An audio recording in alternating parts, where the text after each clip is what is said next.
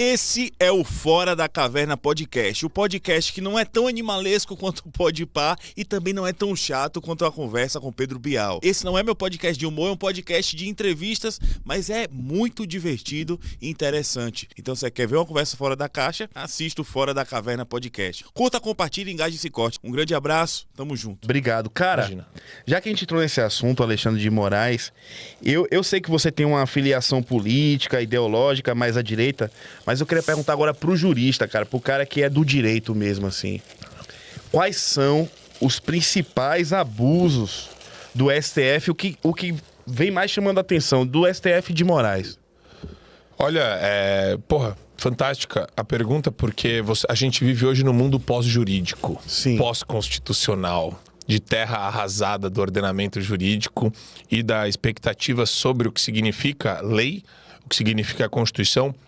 Quando você tem, e o grande problema é esse, quando você tem uma Suprema Corte que consiste, né, e dentro do mundo ocidental, nos países que você tem a tripartição de poderes e de funções do Estado, você coloca para o Poder Judiciário ser aquele poder que vai resolver problemas entre particulares entre si, particulares com o Estado, né? Sim. Então, todas essas demandas sobem para uma Suprema Corte, depois de anos, para pacificar. Não é esse o objetivo? Sim. Não é pacificar a paz social, se é que a gente pode colocar até o complemento social, mas a paz é a finalidade do ordenamento jurídico como um todo. Você procura paz, você procura consertar, você procura conciliar, e onde não tem conciliação tem a razão, tem a justiça. Então, o que a gente tem hoje é uma cruzada contra abuso de poder. Se você pode classificar os crimes do Supremo Tribunal Federal de maneira mais ampla, é abuso de poder em série. E daí você pode ter abuso de poder contra 1 milhão de pessoas diferentes. Desde o cidadão que nem a nossa Débora Rodrigues, que é dona de um salão de beleza, que foi presa por pintar Perdeu Mané com um batom na Estátua da Justiça, que não deve ter demorado 3 minutos para remover aquela merda. Aí você olha para aquilo e fala, 14 anos de prisão, ela já ficou 2 anos presa. Sim. O que um cara desse merece? Cadeia. O normal seria a gente falar, derruba o cara logo, prende ele porque ele tem alguma questão pessoal com a Débora. Não é com a Débora. É com o Clériston, que morreu na cadeia por negligência dele, porque o PGR pediu 3 vezes para fazer tratamento de saúde e ele ignorou completamente. Não, mas tem mais gente aí, tem 600 condenados já. E ele está liderando tudo isso, porque ele é o relator dos casos. Sim. Porque todos os casos estão concentrados nele. Opa, mais um abuso. Ele fala fora dos autos, mais um abuso. Ele adianta a fala dele fora dos autos, mais um abuso. Ele usa o poder que ele tem para, de uma certa forma não, né? De maneira bem objetiva, constranger e intimidar as pessoas. Ele fala em palestra, falou em evento no final de 22 que ainda tinha muita gente para prender e para multar, rindo, sadicamente. E por aí você vai vendo uma série de crimes em cada um dos processos.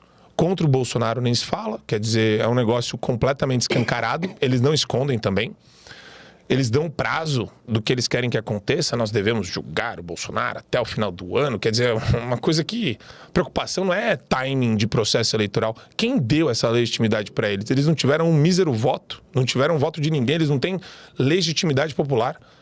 Eles são uma Suprema Corte que deveria dirimir apenas conflitos constitucionais. E eles viraram uma Suprema Corte que pauta o Congresso Nacional, fecha o Congresso Nacional quando quer, prende Daniel Silveira e joga o cara na cadeia para mofar por 9 anos por simplesmente quererem quebrar o decreto de graça do presidente Bolsonaro. São vários recados e várias demonstrações de força. Todos esses recados e todas essas demonstrações de força são inequivocamente abusivos. E não é um abuso relativo, é um abuso inédito na história do mundo. Você olha para o lado, você não vai ver uma outra Suprema Corte fazendo isso em nenhum outro lugar do mundo. O nível de perseguição, de delinquência institucional e de psicopatia desses caras atingiu o limite do absurdo. É o equivalente à época É que eu não gosto de usar a Revolução como exemplo de alguma coisa, porque eu acho que a gente tem que ser propositivo na forma de fazer grandes reformas, né? Reformistas radicais devemos ser. Sim. Mas é o equivalente a se não tem pão que comam brioches, da Maria Antonieta. Ela tendo falado isso ou não, é a postura de Carmen Lúcia, é a postura da galera que fica lá no entorno, que não promove, mas que vota junto e apoia e dá ainda essa sensação de que tá tudo bem lá no Olimpo. Não tem que mexer em nada lá em Brasília, no Supremo Tribunal Federal. Isso que eu ia perguntar. A centralidade desses abusos ou desses possíveis abusos ganhou sempre a pessoa de Alexandre de Moraes. Mas o STF é um colegiado, né? Uhum. Então, assim, no mínimo a gente tá falando da conivência de outros ministros. E também da participação de PGR, Ministério Público Federal, delegados da Polícia Federal e agentes da Polícia Federal e servidores do Tribunal Superior Eleitoral e do Supremo Tribunal Federal, todos em conluio. Então é muito maior do que só o STF. Gigantesco. É a maior crise que já assolou esse país na nossa história.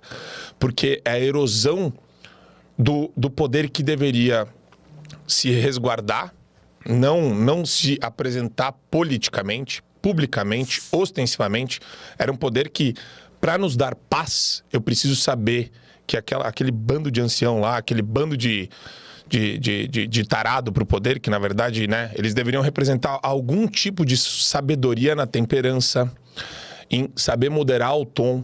Não, aquilo lá virou um puteiro, aquilo lá virou um manicômio a céu aberto, aquilo lá é uma zoeira, com a nossa cara.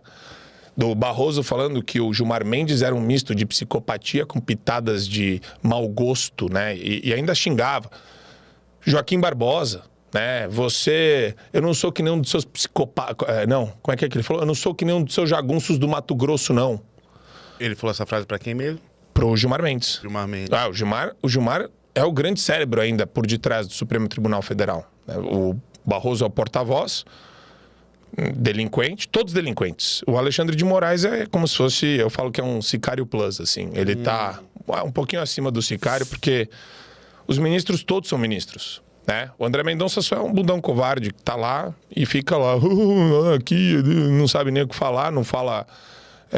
não usa as redes, não usa a força dele para constranger os demais ministros. Teoricamente, André Mendonça era para ser o que destoasse, o que iria destoar das pessoas, porque ele foi indicação de Bolsonaro, né?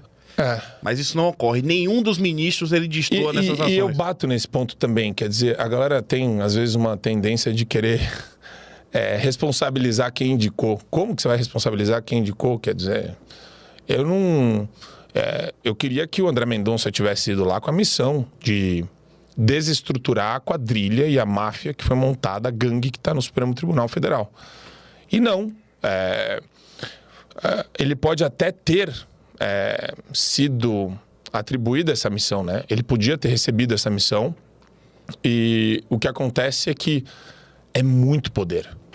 E a galera ou se corrompe, ou se acovarda, ou acha que não tem a menor capacidade de mexer dentro de um sistema tão enclausurado, tão blindado como é esse que o Supremo montou. Porque o Gilmar liga de madrugada para senador para falar como ele tem que votar. É uma coisa de maluco isso. Acontece isso. Sim, o Alexandre de Moraes liga para juiz para pedir nota na imprensa, para falar para ele, para falar bem dele.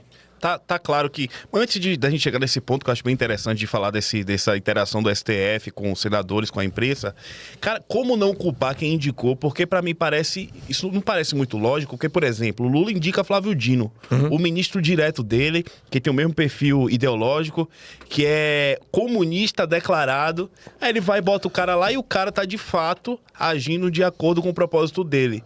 Pô, e isso é alvo de críticas da direita. Sim. Como que você vai colocar no sistema sério o ministro da Justiça? Mas quando é com o Bolsonaro, a gente fala assim, não, ele não tem culpa. Na verdade, eu acredito que todo líder tem um percentual de responsabilidade, né? Quanto mais alto a liderança, eu me sinto responsável e acho que isso é a premissa de qualquer conservador, né? Eu me sinto responsável até sobre aquilo que eu não tenho controle. Sim. Mas eu acho que, de uma certa forma, gerações anteriores às minhas foram negligentes e me incumbe agora esse dever cívico de tentar levantar as bandeiras que eu acho que são factíveis, usar minha produtividade nesse sentido, minha força agora, pelo menos, a minha motivação, a minha vitalidade com a idade que eu tenho e tentar construir o país que eu quero ver para o futuro, né? Então eu parto dessa premissa. Óbvio que todo mundo é responsável pela indicação que faz. Mas o meu ponto é quando isso é distorcido no dimensionamento, né? Então, porque quando você tem uma quadrilha desse tamanho, e eu falei isso no debate com acho que Marcelo Brigadeiro, eu falei, todo mundo subdimensiona o tamanho da crise que é o Supremo. Todo mundo está subdimensionando até hoje. Sim. Flávio Dino cagando no Congresso Nacional, na cabeça de todo mundo, mas cagando gostoso. Flávio Dino cagando gostoso. Pedindo pro Sóstenes se explicar em 48 horas. O Sóstenes meteu ali para ele, ó, aqui, ó, pega isso daqui, ó, Dinão, o Gordola. É Gordola ou dinossauro? Eu acho ou que foi Dinoceronte? Foi Gordola aqui. Dinoceronte também é bom, hein? Dinoceronte é bom. Dinoceronte é bom. Só que Dinoceronte é forte, né? Ele é mais um hipopótamo, né? Exato, exatamente. Mas tudo bem. Daí você olha pra isso, você vê... Ninguém... quando a gente fala triplicou, do momento inicial a gente já tá falando em potência, né? É a enésima potência, centésima potência. O negócio já avançou num grau e numa velocidade que muita gente não viu e não vê ainda. O pessoal não entende o nível que é o câncer de você ter essa erosão na confiança da justiça e do poder judiciário. As pessoas olham para a justiça agora e falam, porra, esses caras fazem o que querem e o que não querem. Quando não querem. Tudo ficou na mão deles. Porque eles estão usando o medo e o aparato da Polícia Federal como uma Gestapo pessoal para pegar a gente. E daí todo mundo começa a meio que se silenciar e pensar em autopreservação. E daí ninguém faz porra nenhuma.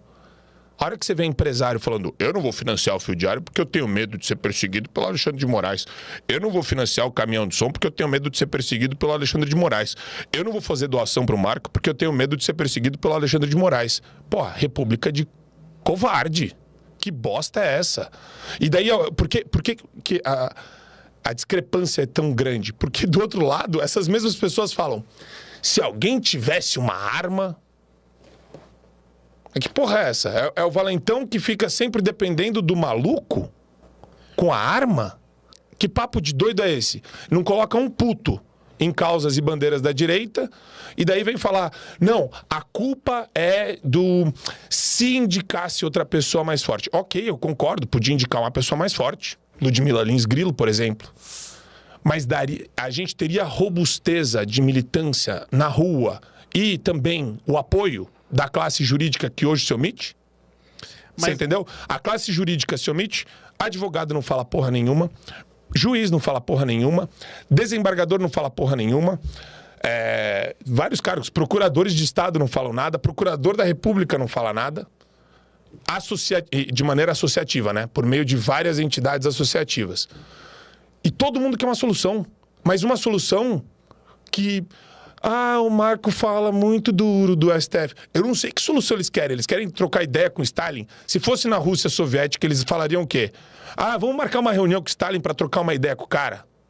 Entendeu? Mas aí, eu concordo com você. Mas aí, claro, existe um grau, mas o cara é vítima, né? Porque hoje não é que o Bolsonaro ele tá se aproveitando de alguma coisa em cima da indicação do André Mendonça. Não, nem frear. Mas tem uma questão aí também. Bolsonaro não só indicou André Mendonça. Bolsonaro indicou André Mendonça, Cássio Nunes Marques, não é isso? E Aras. Sim. Correto? Sim. Então são três peças aqui que poderiam fazer a diferença nessa queda de braço entre o STF e tal. Só se eles tivessem a missão única, exclusiva e objetiva de derrubar o Supremo como ele está hoje. Mas aí é que tá. E essa não foi a missão dada. Por quê? Subdimensionamento. Porque ninguém tava vendo. Não é possível, a gente cara, tá fazendo... Não, eu acho que nesse tamanho não, nem você, nem eu, nem o MBL, nem a oposição, nem o esquerdista sabia que ia chegar nesse ponto. Chegou num ponto muito hardcore. Todo dia, eu gosto de direito, né? Eu gosto de estudar o Supremo agora, principalmente, né? Sim. Porque virou um negócio assim, escatológico, né? Virou um show de cocô ali. Você estuda as regras que o Supremo vai quebrar. Não, você olha e fala, não tô acreditando. Mais uma semana com manchetes inéditas, de posturas inéditas de ministros, dançando em cima de todo mundo, mijando na cara de todos os brasileiros. Então, quando a gente vai se impressionando constantemente, daí a gente faz uma leitura de agora, pode ser 3 meses de diferença, pode ser 3 anos, tá?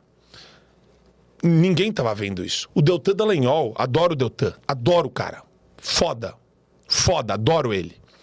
Ele estava elogiando o TSE até julho de 22, até junho de 22, quando eu estava já na Jovem Pan. confio no TSE. Confio nas urnas.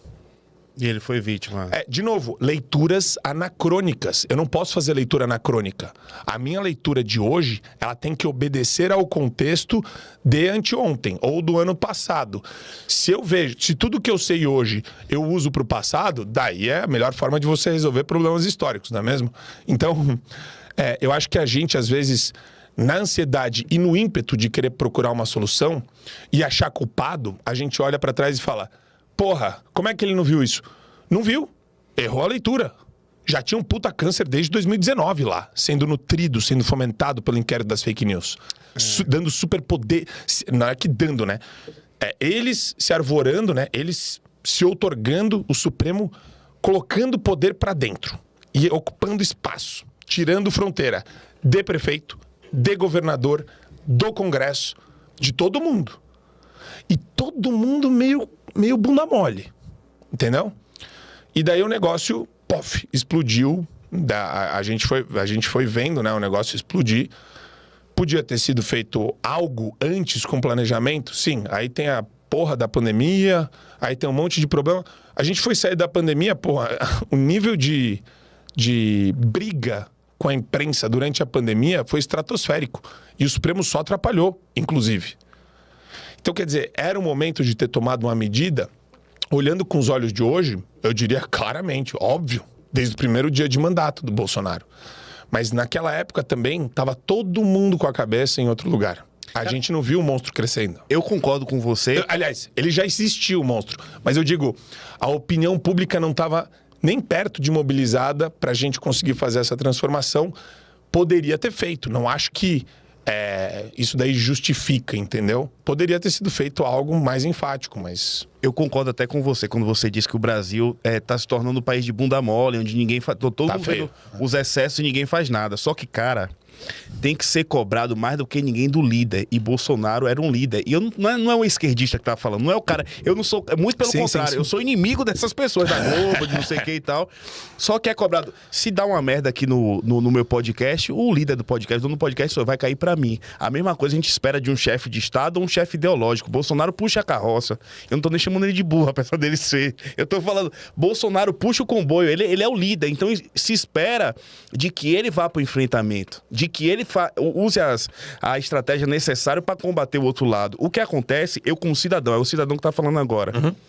Os abusos do STF chegam a mim quando o STF quer pautar a regulação de rede social, por exemplo. Eu falo, opa, tá chegando em mim.